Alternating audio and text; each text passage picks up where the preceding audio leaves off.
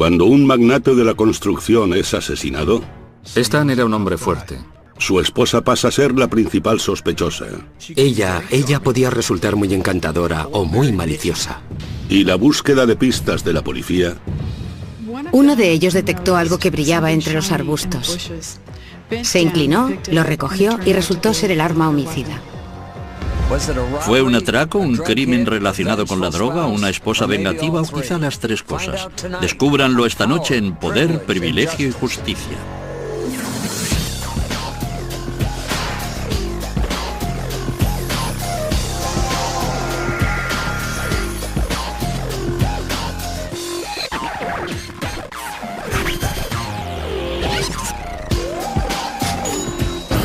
Crímenes imperfectos, ricos y famosos. Vicios de Miami.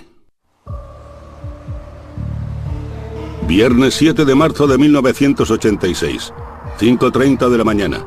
Las sirenas taladran el silencio de la madrugada en el elegante barrio residencial de Coconut Grove, en Miami, cuando la policía llega a la puerta de una mansión de piedra caliza. Dentro el escenario es todo menos magnífico. En un dormitorio del piso superior, aparentemente al magnate millonario de la construcción, Stanley Cohen, le han disparado mortalmente mientras dormía. Su esposa Joyce cuenta a la policía que unos intrusos son los responsables del crimen. Fue como sacado de un guión de corrupción en Miami. El miembro de la Jet Set, Stan Cohen, había ganado una fortuna en el negocio de la construcción. Tenía una esposa joven y atractiva a la que le gustaban las drogas y las fiestas. Encontrar personas que hubieran querido verle muerto era fácil. Encontrar al asesino resultaría ser mucho más difícil. Stanley Cohen murió en su mansión de 25 habitaciones en Bayshore Drive, una de las calles más prestigiosas de Coconut Grove, jalonada de casas multimillonarias. La mansión era el símbolo de todo aquello por lo que Cohen había trabajado y tal vez, como la policía llegaría a creer, de lo que le mató. Era el símbolo del dinero. Stan era un hombre hecho a sí mismo, un hombre muy fuerte. Y había ganado dinero. Le gustaba ganar dinero y entendía de eso. Y poseía una casa en un lugar muy prominente del Grove, en la avenida 17 con Bayshore. Stanley Cohen vivía como un rey, pero no había nacido en el seno de la realeza. Nació en 1934 en una modesta familia de tenderos de Long Island. En 1948 la familia se trasladó a Miami. Cuando se hizo hombre supo exactamente lo que quería. Quería ser rico. En la Universidad de Florida, estudió ingeniería y se granjeó la reputación de agresivo y pendenciero. El apodo de Stanley en la universidad era el estrujador, y eso era porque siempre que te veía, siempre que se acercaba a ti por sorpresa, te estrujaba la cabeza o te daba una colleja, te machacaba. Le gustaba hacerlo, ¿sabe? Siempre en broma, pero te estrujaba. Todo lo que hacía Stan lo hacía a lo grande y deprisa. Estando aún en la universidad se casó. Nada más licenciarse regresó a Miami y se metió de lleno en el mundo de los negocios. Era el año 1959 y para un hombre que quería dinero y poder, Miami ofrecía muchas oportunidades. Miami estaba en pleno auge, estaba al rojo vivo, y el negocio inmobiliario invitaba a poner tu dinero, porque lo comprabas hoy y mañana valía el doble. En 1963 creó la empresa constructora SAC con su compañero de hermandad universitaria Marvin Sheldon. La tarea de Stan era procurar que el trabajo sobre el terreno se terminase a tiempo, que las cosas fueran como la seda. Yo era más bien el oficinista, él era el hombre de exteriores, gritaba y chillaba, pero lograba que el trabajo se hiciera. El suyo era un estilo más propio de una obra en construcción que de una suite de luna de miel. Hacia mediados de los 60, Stan se había divorciado y vivía en una ostentosa zona habitada por solteros en Coconut Grove. El Grove era un refugio para artistas y bohemios acaudalados, una comunidad en la que la gente creía en la buena vida. Una ciudad pequeña, artistas a la orilla del mar, buenos restaurantes, buenos bares pequeños. Y la clase de gente que vive allí, ¿sabe? Todo el mundo era tolerante, simpático. En aquella época muchos de nosotros éramos solteros y creamos una especie de vínculo. Pasábamos muchísimo tiempo juntos. Bebíamos mucho y nos corríamos muchas cuerdas. A principios de los años 70, la empresa constructora de Stan le había hecho varias veces millonario, y aunque era una figura destacada en la escena social de Coconut Grove, su vida personal era un desastre. Se había metido precipitadamente en 3 matrimonios, y con 3 divorcios a sus espaldas, volvía a llevar la típica vida de soltero. Hasta que en 1974 conoció a Joyce McDillion, de 24 años, que recientemente se había mudado a Miami desde Chicago. En realidad no tenía familia ni lazos en ninguna parte y me gustaba el sol. Aquello era bonito y quería empezar de nuevo en alguna parte. Creo que fue bueno para mí. Joyce conoció a Stan 17 años mayor que ella cuando trabajaba para un promotor. Él era el contratista general en aquella obra y empezamos, no sé, a charlar y después a comer juntos y bueno, fue así como nos conocimos. Joyce era callada e insegura. Stan era seguro de sí mismo y poderoso. En menos de un año se prometieron. Se enamoraron y se casaron. Stanley no tardaba mucho en enamorarse o en casarse. Pero Stan no quería casarse en Miami. Otra vez no. Mi marido conocía a tanta gente en Miami que dijo, no podemos casarnos aquí porque habría que invitar a muchísima gente y propuso, nos iremos a Las Vegas. Fue muy emocionante. Yo era joven, fue muy emocionante. El ascenso social puede ser emocionante, pero también puede ser traicionero. Joyce Cohen no tenía ni idea de lo difíciles que se le iban a poner las cosas.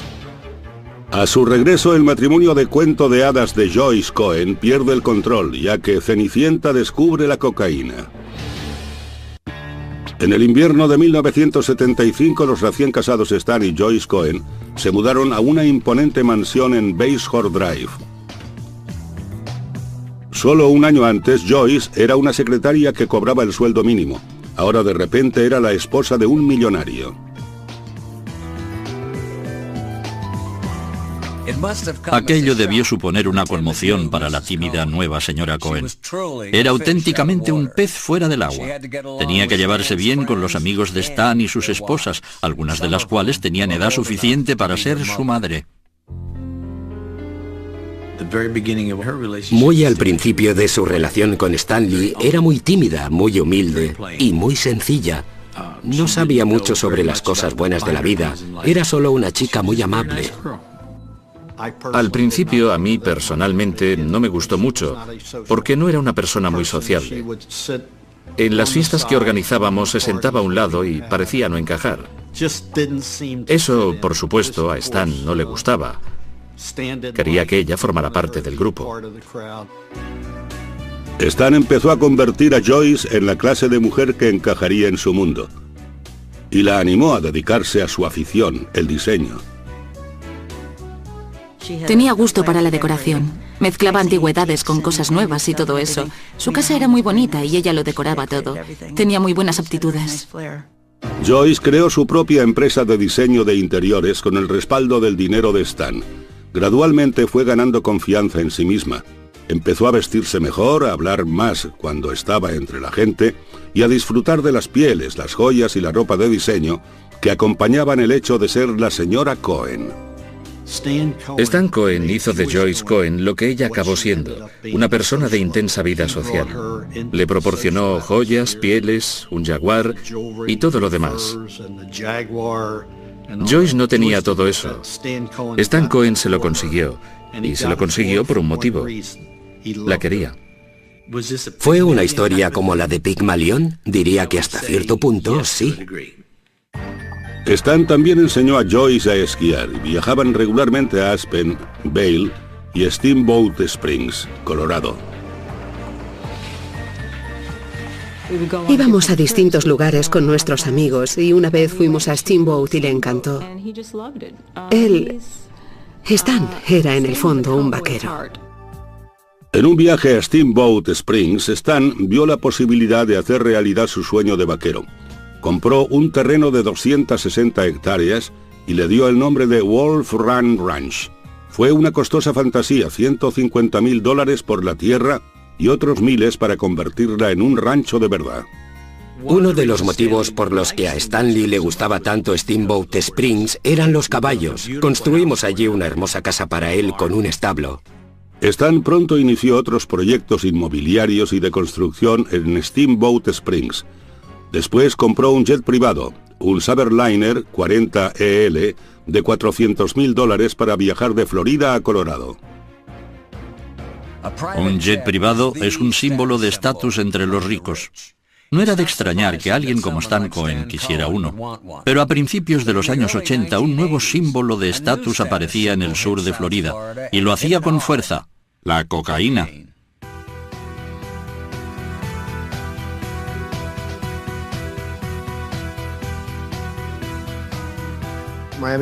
Miami estaba plagada de droga. Era casi una moda. Era casi como el combinado o la cerveza que se tomaba en las fiestas de fútbol de la universidad. Había rayas de coca sobre la mesa de café. Y quien quería esnifarla, lo hacía. Sabía que mucha gente lo hacía. Entrabas en el baño y encontrabas billetes de $1 enrollados y decías: alguien se lo está pasando bien aquí. Joyce y Stan también se lo pasaban bien con la cocaína. Stan me lo dijo. Resulta que una noche, cuando vi que no tomaba nada, le dije: oh, no estás tomando nada, deja que vaya a buscarte una copa. Y me dijo: no he tomado coca y estoy exactamente donde quiero estar. Bien, vale, si es así, está bien. Era como una droga social, mucha gente la consumía, nosotros tomábamos cuando íbamos a alguna fiesta o algún sitio, y pasó a ser como algo obligado socialmente, como cuando la gente se fumaba un porro o algo así. El hecho de que la cocaína fuera ilegal era como un estímulo añadido en la escena social de Coconut Grove, pero con la cocaína llegó algo más: la delincuencia.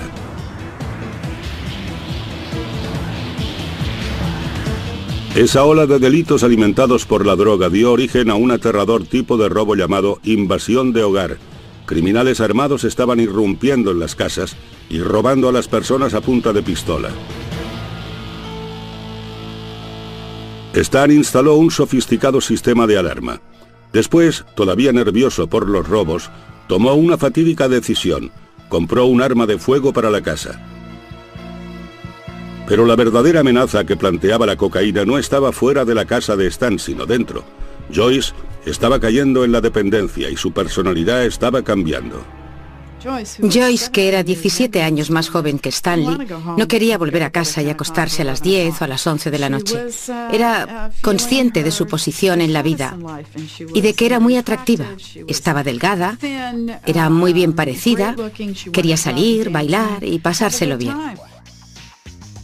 La que antes había sido tímida secretaria se había convertido en una mujer que vivía para salir e ir de fiesta, y Stan, en su mediana edad, no podía seguir su ritmo. Si ella hubiera consumido cocaína como un pasatiempo, no le habría avergonzado tanto, pero el hecho de que consumiera tanta cantidad le hirió.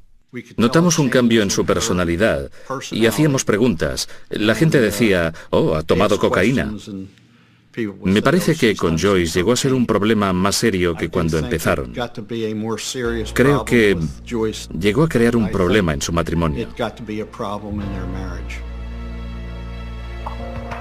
En diciembre de 1985 la pareja decidió que necesitaba pasar un tiempo separada. Joyce salió en el jet rumbo a Steamboat Springs para pasar todo el invierno. Stanley se me quejó amargamente. Creo que Joyce había destrozado el coche 4 o 5 veces allí y yo sabía que consumía cocaína. Stanley me lo había contado. Stanley empezó a pasar más tiempo en Miami. Joyce empezó a pasar más tiempo en Steamboat Springs. Salió a la luz más tarde que había infidelidades por parte de ambos cónyuges. En Coconut Grove circulaban rumores de que Stan estaba ya harto. Stan había logrado con éxito integrar a Joyce en su mundo. Ahora ella era adicta a ese mundo literalmente. Su matrimonio estaba al borde del abismo y Stan y Joyce se hallaban en una peligrosa encrucijada. Lo que Stanley dijo a Joyce fue: saldrás de este matrimonio tal como entraste, sin nada. Divórciate de mí y no sacarás nada. A nuestro regreso, un turbulento matrimonio llega a un violento final.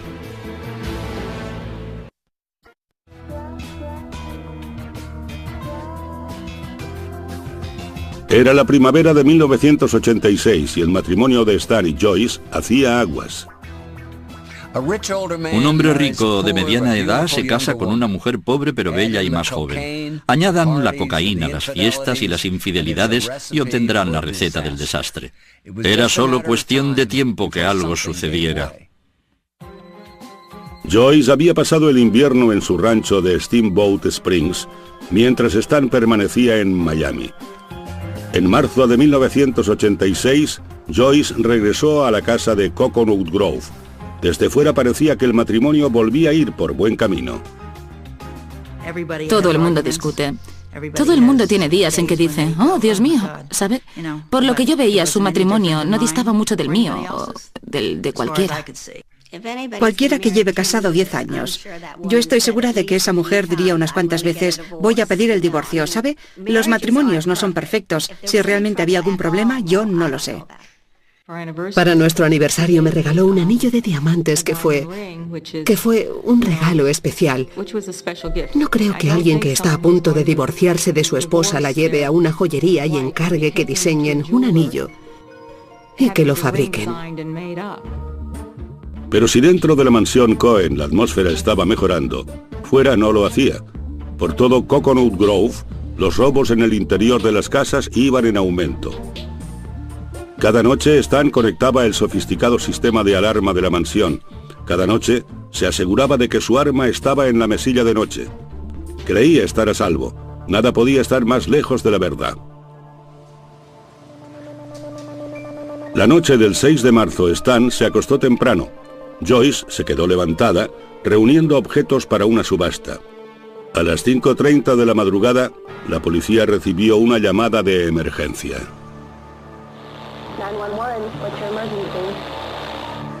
Joyce Cohen había llamado al 911 histérica diciendo, ha pasado algo, mi marido está herido. La policía llegó enseguida. La puerta principal estaba abierta. Habían destrozado la puerta posterior de cristal que daba a la cocina. Y su marido yacía muerto en la cama con 4 disparos de arma de fuego en la nuca. Stan yacía de bruces y desnudo sobre la cama. Los sanitarios intentaron sin éxito reanimarle y la policía se dispuso a examinar el escenario del crimen. A las 6:30 de la mañana se llevaron a Joyce a la comisaría para interrogarla. Joyce dijo a la policía que a las 11:30 de la noche oyó ruidos extraños fuera. Preocupada, fue a despertar a Stan. Stan se levantó con la intención de sacar el arma del cajón. Yo le dije, ¿por qué lo haces? Y él dijo, bueno, déjame ir solo a comprobar qué pasa. Y salió al exterior, dio la vuelta a su coche o a su todoterreno, volvió a entrar y me dijo, no pasa nada, y después volvió a la cama. Había dejado el arma sobre la mesilla de noche. Yo le pregunté por qué no la guardaba y dijo, no, tú déjala ahí. Joyce dijo que no había vuelto a conectar el sistema de seguridad porque iba de un lado a otro de la casa y no quería activar el sensor de movimiento. Declaró que alrededor de las 5 volvió a oír ruidos, esta vez dentro de la casa. Pude ver desde el otro lado del pasillo que había alguien que salía por la puerta y dijo algo así como, larguémonos de aquí. Pero no vi a ninguna otra persona. Solo vi a una persona. Fue entonces cuando subí corriendo y encontré a Stan. La policía tomó muestras para ver si Joyce tenía residuos de pólvora encima y continuó interrogándola. Al final las preguntas pasaron a ser más personales. Empezaron a hacerme preguntas como, ¿cuándo tuvo relaciones sexuales por última vez con su marido? Entonces fue cuando les dije, ¿por qué me preguntan eso? Y a partir de ese momento ya no quise hablar con ellos. Solo quería volver a casa y dormir. Joyce interrumpió bruscamente el interrogatorio y exigió hablar con su abogado. También exigió que la policía abandonara su casa. Llevaban 2 o 3 horas en la casa realizando su investigación. Llamaron a la casa, hablaron con el agente al mando y dijeron que salgan todos de la casa. Tendremos que obtener una orden judicial para poder volver a entrar en ella. El abogado de Joyce creyó que no eran las pruebas del asesinato lo que preocupaba a Joyce, sino las pruebas de la presencia de drogas. Me enteré de que podía haber cocaína en su casa. Y la policía quería volver a entrar en la casa después de que, al no llevar orden judicial, se les dijo que se fueran. Querían que ella les diera su consentimiento. Ross quería que la policía prometiera no juzgar a Joyce por posesión de drogas, a cambio de que ella les diera acceso a la casa. Les dije, pueden llamar a cualquiera de los ayudantes del fiscal del estado si me aseguran que, si encuentran cocaína en la casa, no imputarán a la señora Cohen. Si me hubieran dicho que sí, habría aceptado con gusto que efectuaran el registro. Hasta entonces, Alan se negaba a permitirles volver a entrar. Mientras las horas pasaban, el escenario del crimen se deterioraba y, entre tanto, el cuerpo de Stan Cohen seguía en el interior. Decir que fue un extraño giro de los acontecimientos sería decir poco. A los investigadores se les niega el acceso al escenario del crimen y lo hace la esposa de la víctima. ¿Tenía miedo de que encontraran drogas o temía que encontraran algo más? A nuestro regreso, la policía descubre pruebas incriminatorias en el jardín delantero de los Cohen. 7 de marzo de 1986, 8:30 de la mañana.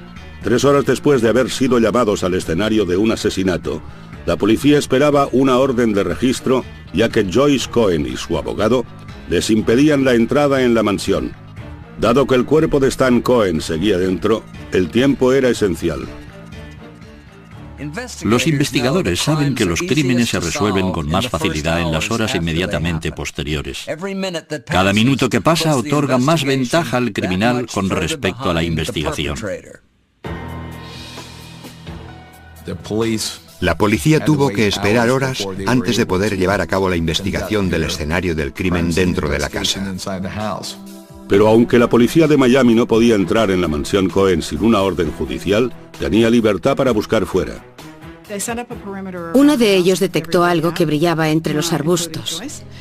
Se inclinó, lo recogió y resultó ser el arma homicida, el arma que se empleó en el asesinato.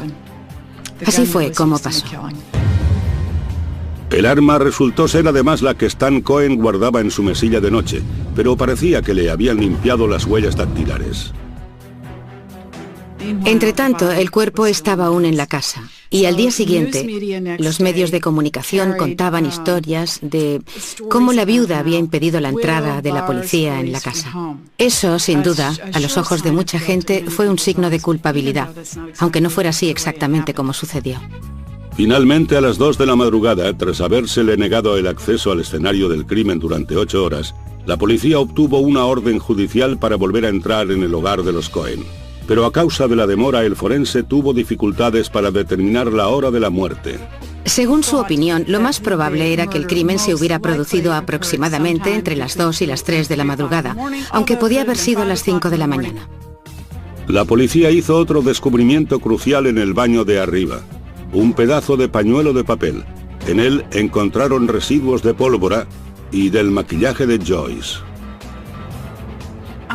En la mañana de autos, la policía pasó un algodón por las manos de Joyce Cohen en busca de residuos de pólvora y los encontró. Los hallazgos parecían sustentar lo que los investigadores habían sospechado desde un principio. Siempre resulta sospechoso que desde el primer momento a la afligida esposa le preocupe más que la policía registre su casa a que puedan llegar a incriminarla. Por lo tanto, desde el primer instante era normal que Joyce Cohen despertara sospechas. El inspector del caso prácticamente anunció que iban a resolverlo de inmediato, y creo que ya en ese momento pasé a ser su blanco. Pero la policía consideraba que todavía no tenía suficientes pruebas para arrestar a Joyce, aunque estaban seguros de que estaba involucrada. La teoría policial era que Joyce había matado a Stan, temiendo que un divorcio la dejara sin un céntimo y la privara de su recién adquirido estatus. Joyce era una persona que llevaba mucho tiempo dándose buena vida. Se desplazaba en jet y acudía a fiestas en los lugares más bonitos, alternaba con la alta sociedad de Miami y también de Colorado, e iba a perderlo todo. Iba a ser echada de la casa sin nada. Joyce y sus amigos tenían una versión distinta. Yo pensé que habría sido algún trapicheo de drogas que había salido mal, o que Stan había molestado a alguien a quien no debía molestar. Era un hombre que nunca había estado vinculado a nada peligroso. No tenía un círculo de amigos, ni un trabajo en el que estuviera en peligro. No tenía negocios sucios. Creo que tuvo algo que ver con sus transacciones. Él había dicho que iba a ganar mucho dinero y que se iba a retirar, ¿sabe? Pronto. Al parecer, había indicios de que estaba blanqueando dinero con la droga. No sé, pero creo que eso tuvo algo que ver con su muerte. Pero en menos de una semana, la policía encontró otra prueba forense que incriminaba a Joyce. Había pedazos de pañuelo de papel, pedazos de pañuelo en la pistola que se consideraba el arma homicida, lo que parecía indicar que la habían limpiado. Y la policía logró relacionar esos pedazos del arma con el pañuelo de papel encontrado en el escenario del crimen. Es un papel similar al del pañuelo hallado en la papelera del cuarto de baño de Joyce, en el que había moco suyo. También había bismuto, un elemento presente en los cosméticos, y también una marca del retroceso del arma. Usaron esa prueba para decir, lo que sucedió fue lo siguiente. Joyce Cohen sacó un pañuelo de papel, se limpió la nariz y la cara, y así fue como el moco nasal y el maquillaje pasaron al pañuelo. Después cogió ese pañuelo, vio el arma en el suelo junto a la cama, la limpió y la arrojó por el balcón, y después escondió ese pañuelo de papel.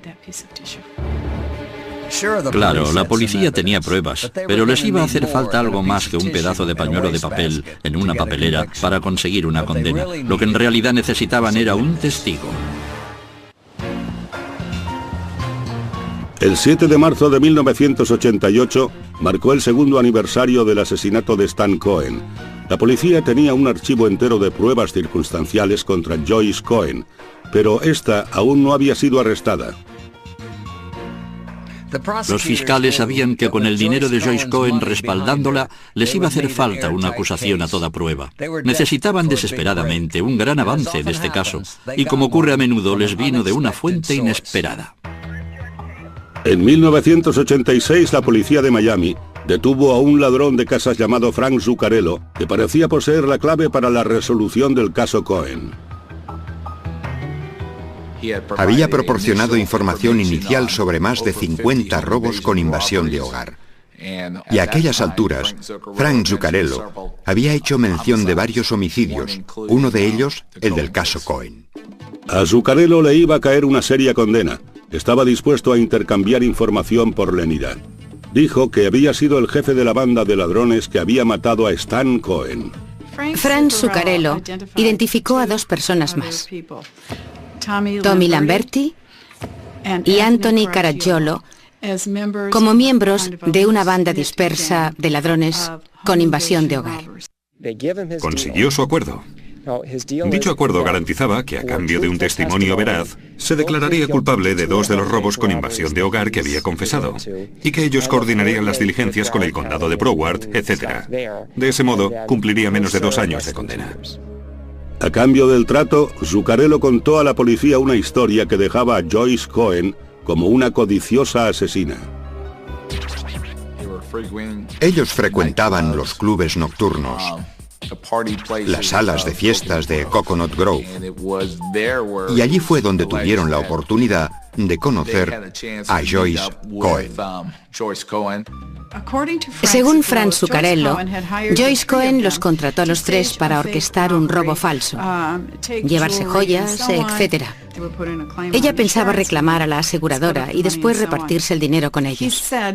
Dijo que después el plan pasó a ser de asesinato y que lo que Joyce quería que hicieran en realidad era asesinar a su marido. Zuccarello falló en varias pruebas del polígrafo y cambió su versión más de una vez. No obstante, la policía le creyó. Según Zuccarello, el ejecutor fue Anthony Caracciolo, en ese momento en prisión por otros cargos de robo. En octubre de 1987, Caracciolo fue acusado del asesinato de Stan Cohen, pero Caracciolo lo negó todo.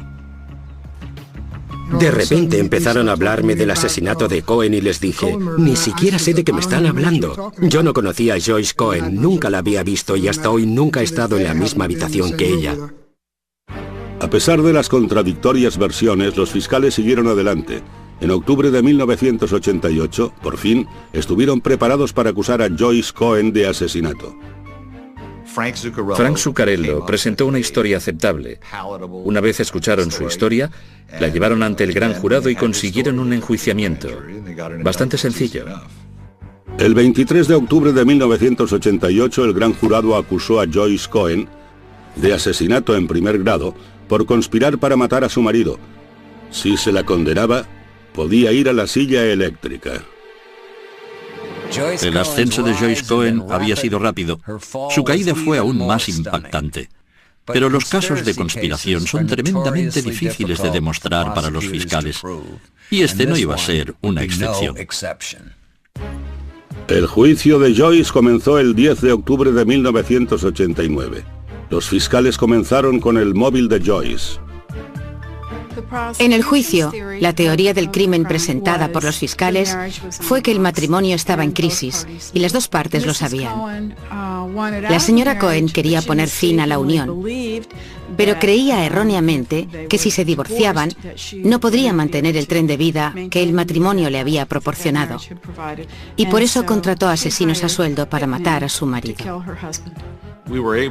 Pudimos dejar muy claro que Joyce y Stan estaban en proceso de divorciarse. Stan había dicho a Joyce que iba a marcharse tal como vino, sin nada. El principal testigo de la acusación, Frank Zuccarello, ocupó el estrado el 23 de octubre. Dijo, dense prisa, acaben de una vez. Quería a su marido muerto, podía perderlo todo. Si se tramitaba el divorcio, no se llevaría nada. Zuccarello dijo al jurado que a Stan lo mataron a las 2:30 de la madrugada. Dijo que Joyce había pasado las 2 horas y media siguientes alterando el escenario del crimen para que pareciera un allanamiento de morada, hasta que por fin llamó a la policía a las 5:30. Establecer la hora de la muerte era absolutamente vital. Si a Stan lo mataron a las 2:30, Zuccarello estaba diciendo la verdad y Joyce era culpable. Si no sucedió hasta más tarde, la acusación del Estado estaba en serias dificultades. En su interrogatorio, el abogado defensor Alan Ross atacó la credibilidad de Zuccarello, poniendo de relieve sus delitos y mentiras previos ante el jurado. Le aplasté. El hombre estaba destrozado y creo que si entrevistaran a los miembros del jurado dirían que no le creyeron. Ellos no le creyeron. Pero el examinador médico del condado de Dade sustentó la versión de Zuccarello. Testificó que el asesinato había tenido lugar entre las 2 y las 3 de la madrugada. ¿Qué puede decir con una razonable certeza científica sobre si la muerte de Stanley Cohen se produjo alrededor de las 5:30 de la mañana? Diría que no se corresponde. ¿Y entre la 1:30 y las 3:30? Con esa franja horaria sí se correspondería. La defensa contaba con sus propios expertos, incluidos los sanitarios que intentaron reanimar a Stan 3 horas después de la muerte de Cohen, según sostenía la acusación. Los servicios médicos intentaron reanimar a ese hombre. Eso fue realmente lo que ocurrió cuando acudieron al escenario. Le pusieron los electrodos e intentaron reanimarle. Quiero elogiar a ese equipo médico. No eran estúpidos. No habrían intentado reanimar a un hombre que llevaba 3 horas muerto. Pero la acusación tenía otro testigo que apoyaba la idea de que Stan había muerto horas antes de que Joyce llamara a la policía. Alguien se presentó a declarar que había oído disparos en Coconut Grove en la mañana del 7 de marzo de 1986 y que el ruido procedía de la casa de los Cohen, y dijo que los disparos se produjeron entre las 2 y las 3 de la madrugada. La acusación tenía más pruebas contra Joyce. Había el pañuelo de papel hallado en el escenario del crimen. Y lo más incriminatorio de todo, los investigadores habían encontrado residuos de pólvora en las manos de Joyce. Puedo asegurar que el analista criminal que analizó los residuos de pólvora y testificó resultó muy convincente. Aquello fue muy perjudicial para ella. Y finalmente estaba la propia Joyce. La acusación la pintó como una drogadicta que había asesinado a su marido en un intento desesperado por conservar el dinero y la posición. La describieron como una persona dura, fría y mezquina, una especie de Cruella de Vil, ¿sabe? Y dijeron que había planeado, engañado, conspirado e ideado cómo deshacerse de Stan. La gente creyó que yo era algo que no era. Y no es que sea, bueno, perfecta, ni una gran persona, porque yo no opino eso de mí misma. Pero me describieron como una persona dura y enloquecida por la droga, y eso no era cierto. No era cierto en absoluto. La defensa contraatacó con una deposición de la estrella de country Tanya Tucker, que había entablado amistad con Joyce en Colorado. Tanya Tucker y Joyce Cohen pasaron una noche juntas, sentadas frente a la chimenea, bebiendo champán y esnifando coca. Intercambiaron confidencias, se lamentaron de las cosas tristes que había habido en sus vidas y crearon un vínculo aquella noche. Tucker declaró que Joyce le confió sus problemas conyugales, pero jamás dijo nada acerca de matar a Stan. Joyce no llegó a testificar. Su abogado defensor dijo que los hechos hablaban por sí solos. No me pareció que su testimonio fuera a aportar nada nuevo al caso. Todo lo que ella iba a decir se había planteado ya ante el jurado. En cualquier juicio, el testimonio de carácter es crucial. Puede determinar el móvil o convencer a un jurado de que el acusado fue capaz de cometer el crimen. La cuestión era, ¿a qué Joyce vería el jurado? ¿A la amante esposa de la alta sociedad de Coconut Grove? ¿O a la drogadicta y asesina desalmada? El 14 de noviembre de 1989, el caso de Joyce Cohen fue trasladado al jurado. Su vida estaba ya en sus manos. El juicio de Joyce Cohen por conspiración para cometer asesinato había durado 6 semanas. La acusación estaba decidida a demostrar que Joyce no podía parapetarse en su riqueza. Joyce estaba luchando para salvar su vida, y la alta apuesta de la batalla atrajo una tremenda atención por parte de los medios. En los años 80, los juicios por asesinato no eran precisamente insólitos en Miami. Pero este caso era distinto. Se trataba de una ama de casa guapa, joven y rica, acusada de disparar a su marido a sangre fría. Los acaudalados habitantes de Coconut Grove estaban divididos al 50% en esta ocasión, y el veredicto empeoraría aún más esa división. Por fin, el jurado dio su veredicto. Yo esperaba que fuera no culpable. Si hubiera estado allí sentado y hubiera oído todas las cosas que Alan enumeró como dudas razonables, no sé, debió mencionar por lo menos 70 cosas. El costoso abogado de Joyce tenía la confianza de que había ganado el caso. Era una duda razonable tras otra. Después de haber deliberado durante 3 días, el jurado anunció su veredicto. Nos llamaron para que escucháramos el veredicto. La presión sanguínea sube, el ritmo cardíaco aumenta, empiezas a sudar. Hasta la persona más fría, uno se inquieta mucho.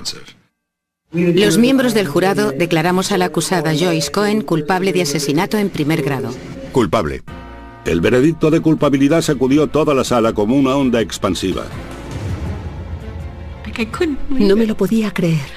Emití un sonido y fue como el ruido que hace un animal herido. Me quedé atónita, sin habla, y naturalmente creo que rompí a llorar. Creo que prácticamente todos lo hicimos y empezamos a abrazarnos porque no nos lo podíamos creer. El veredicto abrió una brecha en todo Coconut Grove entre los que creían que Joyce era una víctima inocente y los que pensaban que era una asesina despiadada. Para nosotros fue algo aterrador cuando lo supimos. Yo no me lo podía creer. Era desconcertante saber que había personas que la consideraban culpable. Creo que ella tuvo un papel en el asesinato de Stanley. Podría decir que no lo sé. Yo lo dejé en manos del jurado, pero creo que estaba implicada. Pero aún no se había acabado. El jurado tenía que decidir la sentencia. Pasé por la fase de la pena de muerte, ¿sabe? Es cuando tienes que esperar todo el tiempo que ellos tardan en decidir si van a imponerte la pena de muerte o no. Y durante ese tiempo te llevan al calabozo. Creo que fueron unos 37 minutos aproximadamente. Y fueron 37 minutos muy largos.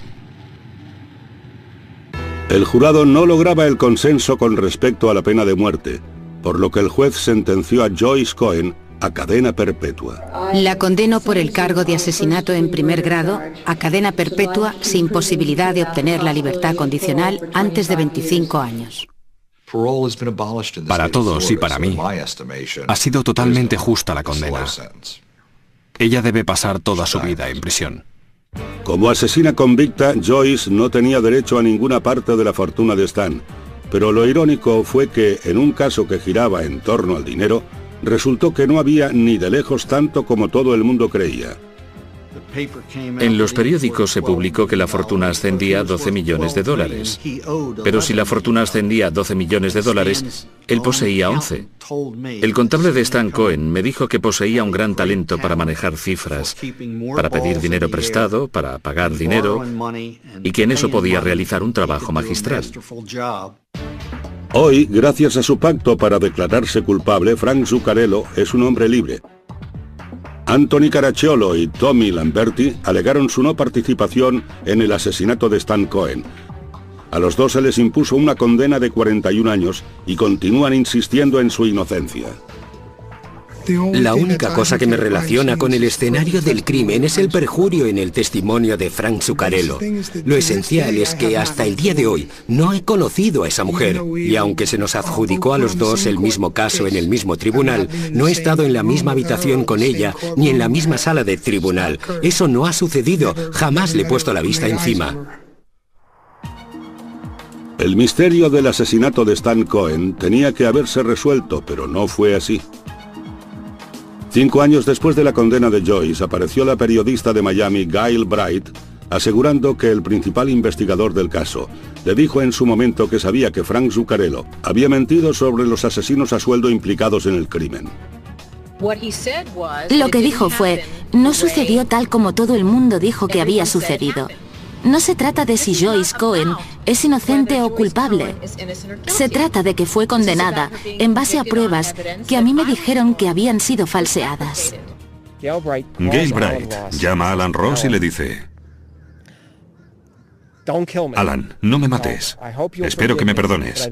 Pero hace 5 años que sé esto. John Spear me dijo fuera de cámara que él no creía la teoría de que Zuccarello estaba diciendo la verdad. Alan Ross dice: no voy a matarte. Ven a comisaría y presta declaración. Y ella lo hace. Ahora Joyce Cohen intenta lograr que su sentencia sea revocada en un tribunal federal. La moción es su última oportunidad de lograr la libertad. A menos que la verdad salga a la luz, a menos que seamos capaces de demostrarla, jamás podré salir de aquí. Aunque algún día llegue a salir de la cárcel, es poco probable que Joyce Cohen regrese alguna vez a su vida de mansiones en la bahía y glamurosa vida nocturna. Sea cual sea el resultado de su apelación, este caso será siempre un vergonzoso recordatorio de los excesos provocados por la cocaína y el dinero en el Miami de los años 80. Dominic Dunne para la Televisión Judicial.